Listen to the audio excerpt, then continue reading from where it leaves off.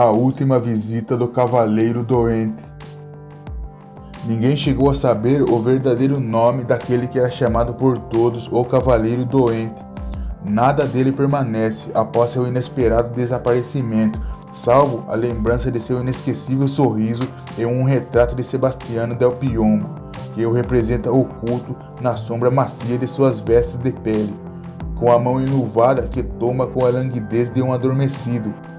Todos os que o apreciam, e estou nesta diminuta minoria, também se lembrarão de sua tez peculiar, amarelada e transparente, da leveza quase feminina de seus passos e de seu costumeiro olhar perdido.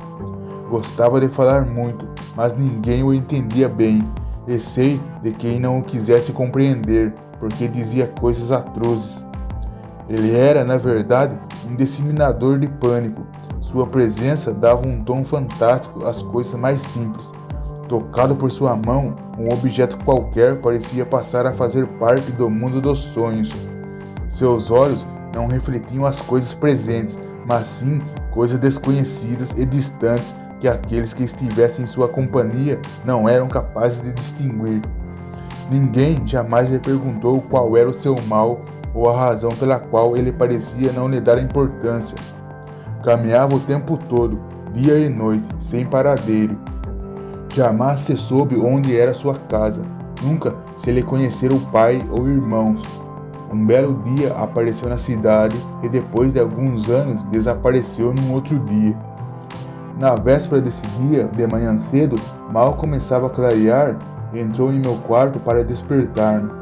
Senti a carícia branda de sua luva em minha testa e vi-o diante de mim, envolto em peles, trazendo sempre na boca a lembrança de um sorriso e com um olhar mais perdido que o de costume. Verifiquei pela vermelhidão de suas pálpebras que passara a noite em claro e que devia ter esperado o amanhecer com grande ansiedade, porque suas mãos tremiam e seu corpo todo parecia agitado de febre. "O que você tem?" perguntei. "É o seu mal que o aflige mais que de outras vezes?" "Meu mal?" replicou. "Meu mal? Você acredita então, como todos os outros, que eu sofra de algum mal? Que exista um mal que seja meu? Por que não dizer que eu sou eu mesmo um mal? Não há nada que seja meu, percebe? Não há nada que me pertença. Eu é que sou de alguém, e existe alguém a quem pertenço." Eu estava habituado às suas conversas estranhas e por essa razão não respondi. Continuei a olhar para ele, e esse meu olhar lhe deve ter sido bem grato, porque se aproximou mais de minha cama e tocou novamente minha testa com a luva frouxa. "Você não tem sinal de febre", prosseguiu. "Está perfeitamente são e tranquilo. O sangue circula calmamente em suas veias. Posso então dizer-lhe algo que talvez o perturbe. Por exemplo, posso dizer-lhe quem sou. Peço-lhe que me escute com atenção, pois talvez eu não possa dizer de novo as mesmas coisas e preciso dizê-las pelo menos uma vez." Assim falando, atirou-se numa poltrona roxa ao lado de minha cama e prosseguiu, alterando a voz. "Não sou um homem real, não sou um homem como os outros, um homem de carne e osso, um homem gerado por homens. Não nasci como os seus companheiros. Ninguém me embalou ou viu crescer. Não conheci a inquietação da adolescência, nem a doçura dos laços de sangue. Sou, e quero dizê-lo, ainda que talvez você não acredite, tão somente o protagonista de um sonho. Uma imagem de William Shakespeare tornou-se para mim literal e tragicamente exata. Sou da mesma matéria de que são feitos os sonhos humanos. Existo porque alguém me sonha. Alguém, dormindo, sonha e me vê em atividade, com vida e em movimento, e nesse instante sonha que estou dizendo tudo isto. No momento em que esse alguém começou a sonhar-me, comecei a existir. Quando despertar, deixarei de existir. Sou fruto de sua imaginação, uma criação sua, um hóspede de suas longas fantasias noturnas. O sonho desse alguém é tão duradouro e intenso que me tornei visível até para os homens despertos. Mas o mundo da vigília, o mundo da realidade concreta, esse não é meu mundo. Sinto-me tão deslocado em meio à vulgar solidariedade da existência de vocês. Minha verdadeira vida é a que transcorre vagarosamente na alma do meu adormecido Criador. Não creio que estou falando por enigmas e símbolos. O que estou lhe dizendo é a verdade, a pura verdade mais simples e terrível. Pare, então, de arregalar os olhos de espanto. Não olhe mais para mim com esse ar penalizado de surpresa. Ser ator de um sonho não é o que mais me atormenta. Poetas há que disseram que a vida dos homens é a sombra de um sonho, e filósofos que sugeriram que toda a realidade é a alucinação. Eu, em vez disso, sou perseguido por uma outra ideia. Quem é aquele que me sonha? Quem é esse alguém, esse ser ignoto que não conheço e por quem sou possuído, que me fez surgir de repente da névoa de seu cérebro fatigado e que ao acordar me extinguirá de repente, como um sopro inesperado em uma chama? Há quanto tempo penso nesse meu adormecido proprietário, nesse meu criador que se ocupa do curso de minha efêmera vida? De certo é grande e poderoso, um ser para o qual nossos anos são minutos, e que pode viver toda a vida de um homem em uma única de suas horas, e a história da humanidade em uma de suas noites. Seu sonho deve ser vivos, fortes e profundos a ponto de projetar imagens para o exterior, de modo que pareçam coisas reais.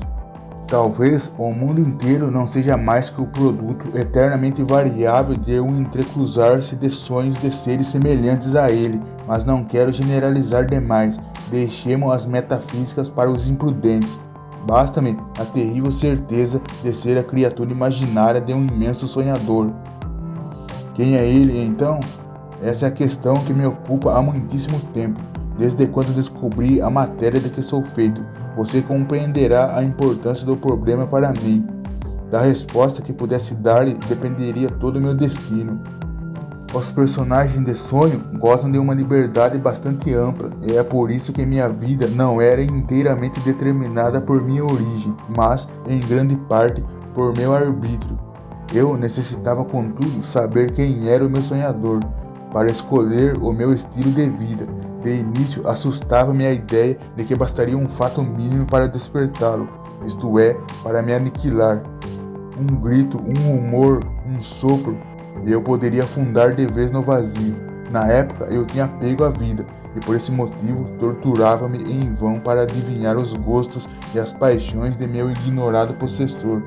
Só assim poderia dar à minha existência as atitudes e formas que ele mais desejasse. Tremia a cada instante diante da ideia de cometer algum ato que pudesse ofendê-lo ou assustá-lo, e desse modo acordá-lo. Imaginei durante algum tempo que ele fosse uma espécie de divindade paterna evangélica, e por isso me esforcei para levar a vida mais santa e virtuosa do mundo. Outras vezes, porém, pensava que fosse algum herói pagão, e aí me coroava com os fartos pâmpanos da videira, e cantava hinos de ébrio e dançava com ninfas de tenra idade nas clareiras das florestas.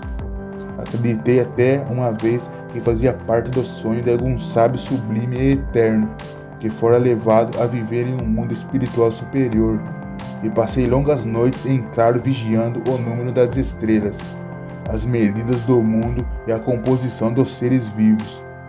Mas finalmente fiquei exausto e humilhado ao pensar que precisava servir de espetáculo a esse dono desconhecido e incognoscível. Tive consciência de que minha vida fictícia não valia tanta baixeza e tanta adulação por covardia. Desejei então ardentemente o que antes me causava horror, que ele despertasse. Esforcei-me para preencher minha vida com espetáculos de tal modo horripilantes que ele fosse levado a acordar de pavor. E tudo tentei para atingir o repouso do aniquilamento. Vali-me de todos os meios para interromper a triste comédia da minha vida aparente, para destruir esse ridículo simulacro de vida que me assemelha aos homens. Nenhum crime foi-me estranho, nenhuma abominação deixei de lado, não recuei diante de nenhum horror. Matei os velhos inocentes com refinamentos de tortura, envenenei a água de cidades inteiras, incendiei a cabeleira de uma multidão de mulheres ao mesmo tempo, estraçalhei com os dentes tornados selvagens pela gana da aniquilação todas as crianças que encontrava pelo caminho. De noite procurei a companhia de monstros gigantes, negros, sibilantes que os homens já não conhecem mais. Participei de incríveis façanhas de gnomos, incubos, elfos, Fantasma, precipitei-me do alto de uma montanha num vale desnudo e arrasado, circundado por cavernas cheias de ossos brancos, e as feiticeiras me ensinaram uivos de feras atormentadas, capazes de arrepiar mesmo os mais fortes no meio da noite. Mas, ao que parece, aquele que me sonha não se amedronta com o que faz vocês, homens, tremerem. Não sei se ele gosta de ver o que para vocês é o que há de mais horrível. Você não se importa nem se assusta. Até hoje não consegui despertá-lo. E sou obrigado a continuar arrastando esta vida ignóbil, servil e irreal. Quem me libertará do meu sonhador? Quando despontará a manhã que o conduzirá a seus afazeres? Quando tocará o sino? Quando cantará o galo?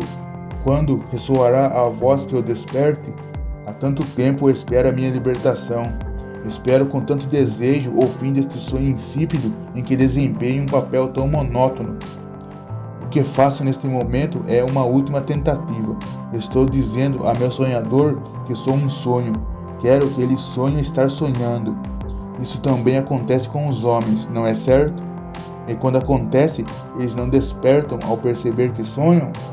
Por esse motivo vim até você e lhe disse tudo isso. E gostaria que aquele que me criou se desse conta neste momento de que não existo como homem real.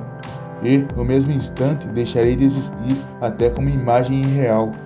Acha que conseguirei? Acha que a força de repetir e de gritar o que lhe digo despertarei em sobressalto de um invisível proprietário? E ao pronunciar essas palavras, o cavaleiro doente se agitava na poltrona. Descalçava e tornava a calçar a luva da mão esquerda e me fitava com um olhar cada vez mais perdido. Parecia esperar que de um momento para outro acontecesse algum prodígio, algo de espantoso. Seu rosto assumia expressões de agonizante. Fitava vez por outra o próprio corpo, como se esperasse vê-lo dissolver-se, e acariciava com nervosismo a testa molhada. Você acredita em tudo isso, não é verdade? Ele recomeçou. Entende que não estou mentindo? Mas por que não há de ser possível desaparecer? Por que não ter a liberdade de sumir? Serei talvez parte de um sonho que jamais acabará? Do sonho de um adormecido eterno, de um sonhador eterno? Afaste de mim essa ideia tenebrosa. Dê-me algum consolo. Sugira uma estratagema, um expediente, uma fraude que me suprima. Peço-lhe com toda a minha alma. Então, você não sente pena de um espectro enfastiado? E como eu continuasse calado, ele tornou a olhar para mim e se ergueu da poltrona. Pareceu-me agora mais alto que antes e observei ainda uma vez sua pele um tanto diáfana. Via-se que sofria imensamente. Seu corpo estava em completa agitação. Parecia um animal que procurava livrar-se de uma rede. A suave mão enluvada apertou a minha, e foi a última vez. Murmurando alguma coisa, com voz sumida, saiu do meu quarto, e uma pessoa apenas voltou a vê-lo desde então.